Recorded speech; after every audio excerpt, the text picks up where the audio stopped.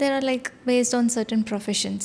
Let's say ఎవరైనా continuous writing ప్రొఫెషన్లో ఉన్నా, లేదా keyboard usage as you said, లేదా ఎనీ అదర్ ప్రొఫెషన్, they have a habit of like కాసేపు రాసిన తర్వాత చెయ్యి ఇలా ఫ్లెక్స్ చేస్తారు, లేదా నకిల్ క్రాకింగ్ చేస్తారు. సో అలాంటివి do they end up with arthritis or bone loss or any other thing beyond that?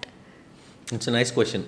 ఇప్పుడు ఏంటంటే ఇప్పుడు మీరు చాలాసేపు ఇట్లానే ఒక పొజిషన్లో ఉన్నారు, your muscles are station in that position.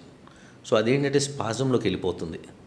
మజిల్స్కి ఏంటి కొంచెం మూమెంట్ కావాలి. ఇప్పుడు మనం బస్సులో, ఉదాహరణకి ట్రైన్లో, ఫ్లైట్లో కూర్చొని అదే ఒకటి పొజిషన్ కూర్చొని లేవాలంటే కష్టంగా ఉంటుంది. Even the leg swapping habit also. Exactly. So అందుకని మనం ఏం చేయాలంటే మధ్యలో కాళ్ళు లేదా చేతులు అది చేసుకుంటూ ఉండటము. సో అప్పుడప్పుడు మీరు ఇట్లా టక్ మన శబ్దం వస్తుంది, మెయిన్గా నకిల్స్.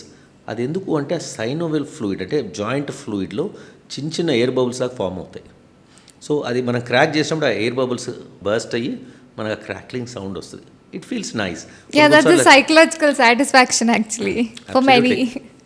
అంటే మనకు ఒక ఏదో సెన్స్ ఆఫ్ కంఫర్ట్ వస్తుంది. And also it's like a stress bust.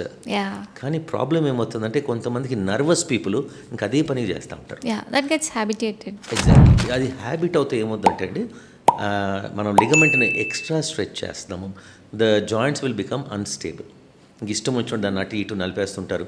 So దాంతో more chance of ligament injuries further leading to joint problems.